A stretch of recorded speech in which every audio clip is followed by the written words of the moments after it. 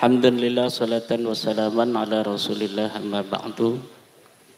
Maka yang saya hormati Ibu Nyai Ayu Fatimah dari keluarga besar dalam Tawang Sari, Raden Mas Abdullah Buksin Subhin, ya, Dr. Kiai Haji David, Dr. Fatur Rahman sebagai moderator.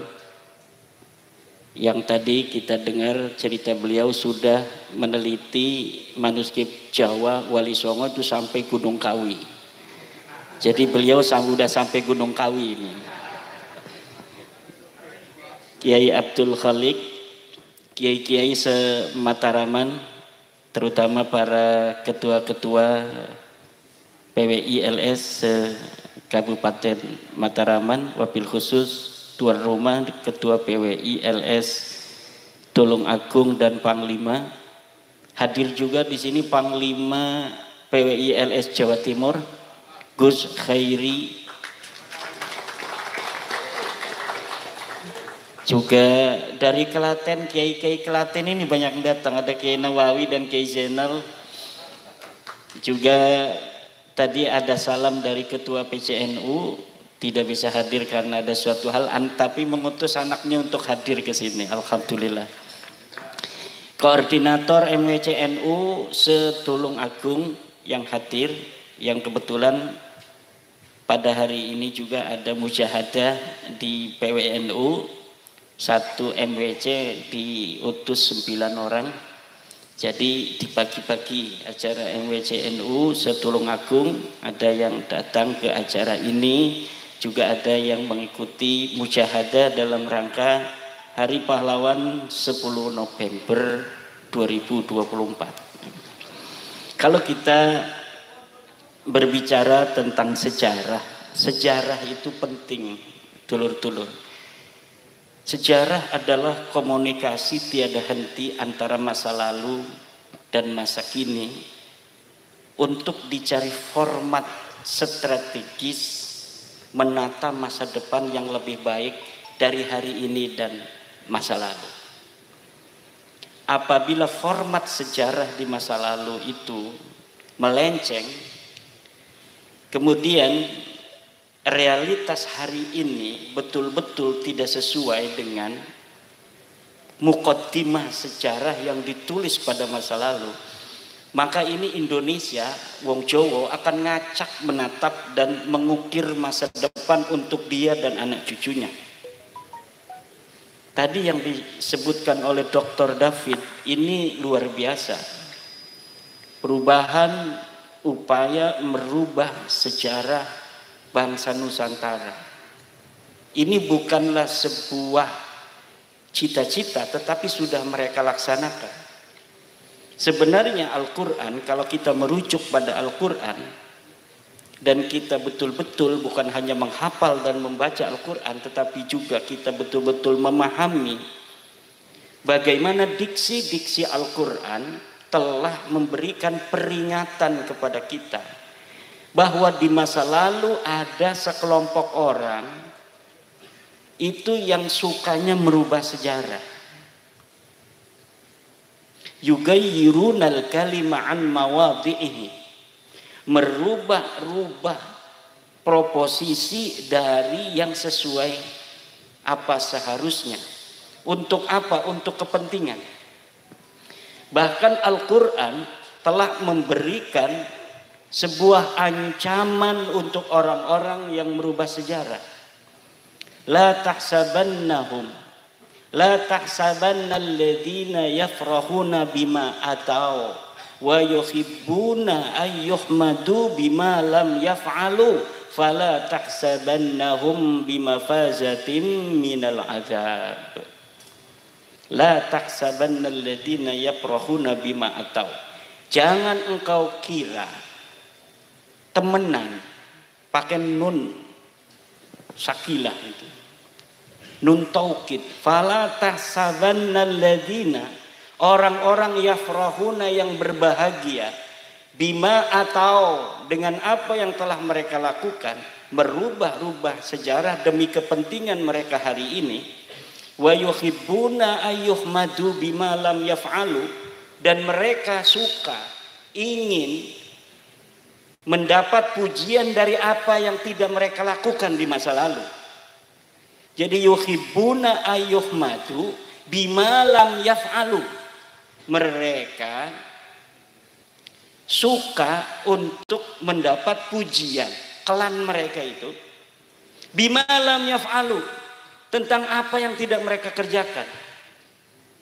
Bahwa leluhurnya adalah pendiri NU, itu mereka yuhibbuna ayyuhmadu bima lam yaf'alu.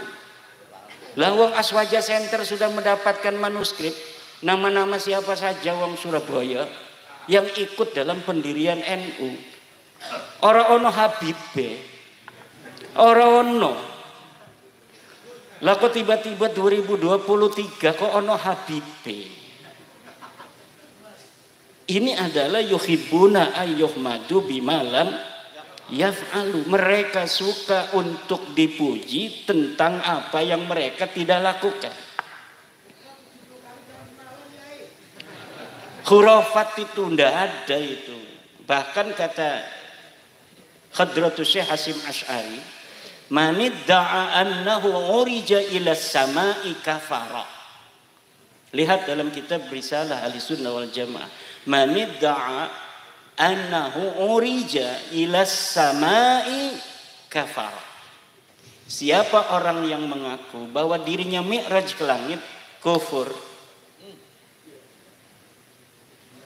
Juga kalimat yang sama telah diberikan oleh Fudail bin Iyad, kalau tidak salah. Kalimat yang sama seperti Mbah Hasyim, bahwa orang yang mengaku mi'raj ke langit itu Qadhi Iyad, ya. Qadhi Iyad mengatakan hal yang sama dengan Mbah Hasyim, bahwa orang yang mengaku dirinya itu mi'raj ke langit itu kufur.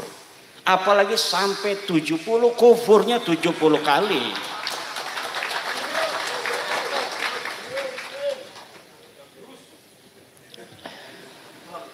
Dengan adanya diskursus nasab ini bukan hanya menyentuh terhadap hal-hal yang berkaitan secara poin terhadap nasab, tetapi juga terhadap hal-hal yang menyertainya yang selama ini luput dari pantauan, bahkan pantauan seorang filolog Gunung Kawi seperti Dr. Fatur Rahman. Ini kita menunggu para filolog, para sejarawan asli. Kalau saya ini sejarawan pondok, sejarawan Jurmiyah, sejarawan Fathul Qorib.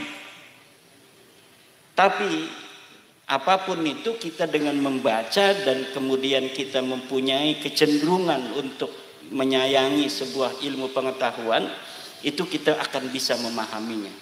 Buktinya ini masyarakat yang ada, yang kalau saya isi sampai S2, ada masyarakat yang tidak sekolah sampai lulus SD juga udah paham bahwa Kabib dudu putune Nabi ku sampun paham.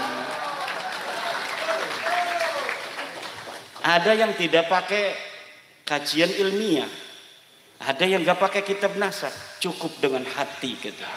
Masya Allah. Ada yang lagi dengan akhlak alladzi yadharu minhum, sudah bisa memutuskan. Ada yang kata bapak saya, kata Mbah Mufid itu di Klaten, saya ndak ngikuti katanya Tuan Guru Imad.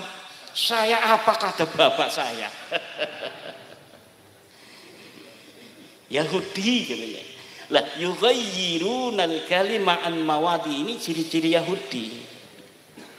Coba ciri-ciri Yahudi di dalam Al-Qur'an juga. Yalwuna alsinatahum bil kitab litahsabuhu minal kitab wa ma huwa minal kitab. Mereka merubah-rubah Alkitab litahsabuhu minal kitab, agar kalian menyangka itu bagian dari kitab. Wa ma huwa minal kitab, padahal tidak ada di kitabnya. Ini yang saya temukan dalam diskursus nasab Ba'lawi ini. Banyak dalil-dalil mereka Itu kemudian kita verifikasi di dalam kitabnya, ternyata di kitabnya nggak ada.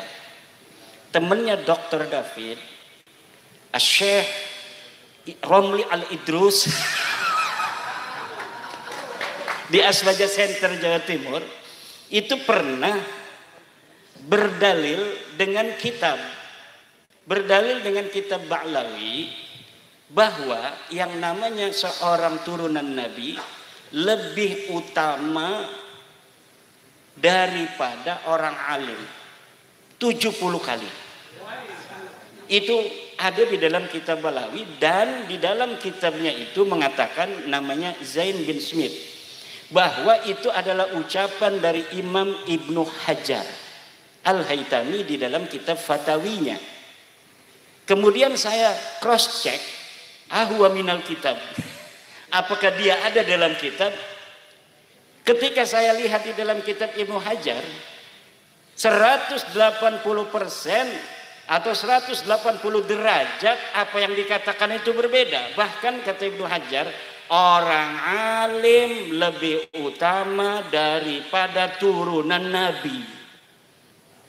Nah, ini adalah taghyir litahsabuhu minal kitab wa ma huwa minal kitab, agar kalian mengira itu ada di dalam kitab, tapi ternyata sebenarnya tidak ada dalam kitab. Silahkan bisa di cross check ini yang para kiai-kiai semua di sini. Coba nanti lihat dalam kitab Fatawi bagaimana Ibnu Hajar Al-Haytami berpendapat tentang bagaimana keutamaan, siapa yang lebih utama antara orang syarif yang bodoh dengan seorang alim.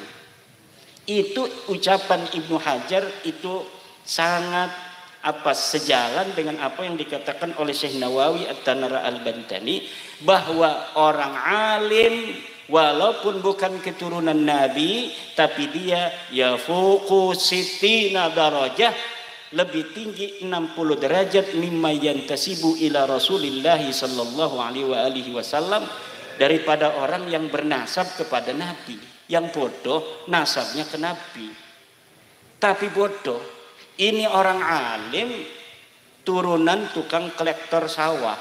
Ini kata Syekh Nawawi, lebih mulia orang alim tukang kolektor daripada orang bodoh keturunan baginda Nabi besar Muhammad sallallahu alaihi wasallam. Inilah ajaran Islam. Ini ajaran Islam yang benar. Bukan ajaran Islam yang terkait dengan darah. Islam agama darah tidak ada. Islam agama ilmu, Islam agama takwa. Kemuliaan di mata Islam bukan dilihat dari siapa dia keturunannya.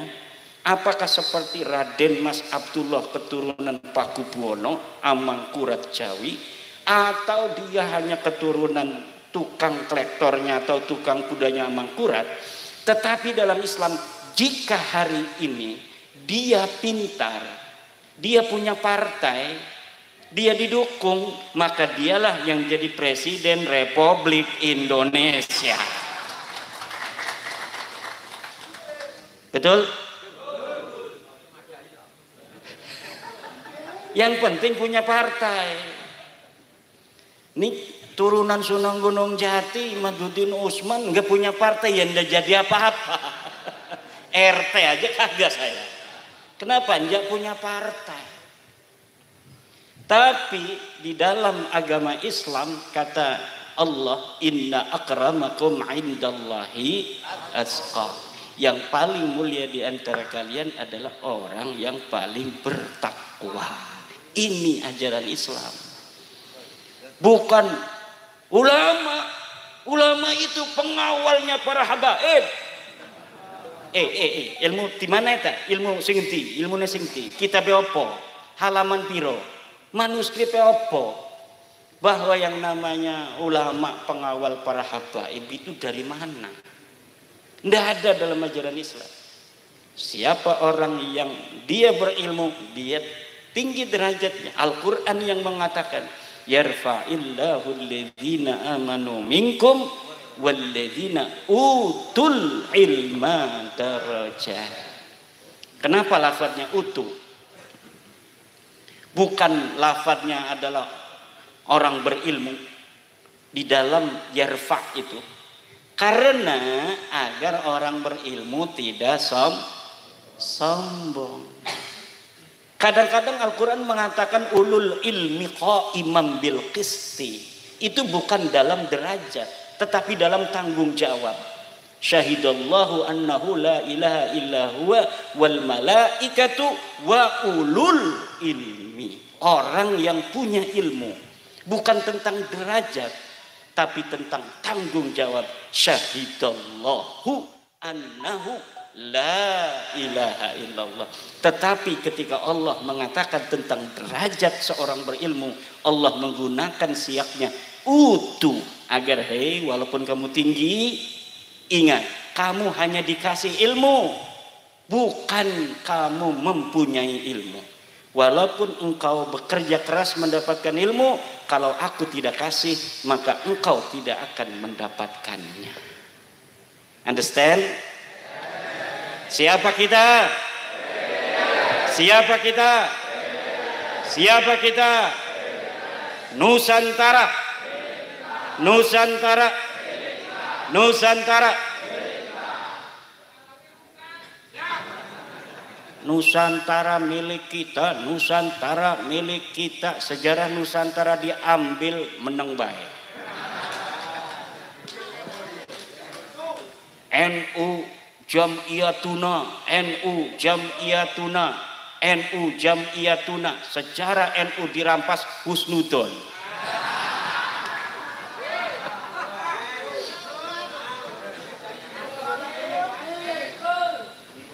Harus jelas, harus jelas. Kalau kita cinta Nusantara, jaga Nusantara ini, betul. Kalau kita cinta NU, jaga sejarah NU, betul. Wali Songo adalah penyebar agama Islam, dilembagakan oleh Jam'iyatuna Al-Mahbubah. Siapa itu Wali Songo? Orang-orang yang mengajarkan Islam dengan cinta dan kasih sayang. Kenapa kita mengenal adanya langgam Jawa Al-Quran? Karena Wali Songo mengajarkan itu. Di kampung saya masih ada, udah baru meninggal setahun atau 2 tahun yang lalu, imam yang pasti pakai langgam Jawa. Bismillahirrahmanirrahim. Alhamdulillahi rabbil alamin. Ar-Rahmanir-Rahim. Tapi dia enak, saya nggak enak. Enak nggak? Bohong, ini pemalsu sejarah ini. Yughayyirunal kalima an mawadihi. Nggak enak dibilang enak aja karena ewo pakai ewo. Banyak orang yang hari ini kayak bapak-bapak ini ewo pakai ewo, udah nyata-nyata turunan palsu ewo pakai ewo. Husnudon aja. Kenapa nggak enak kan kita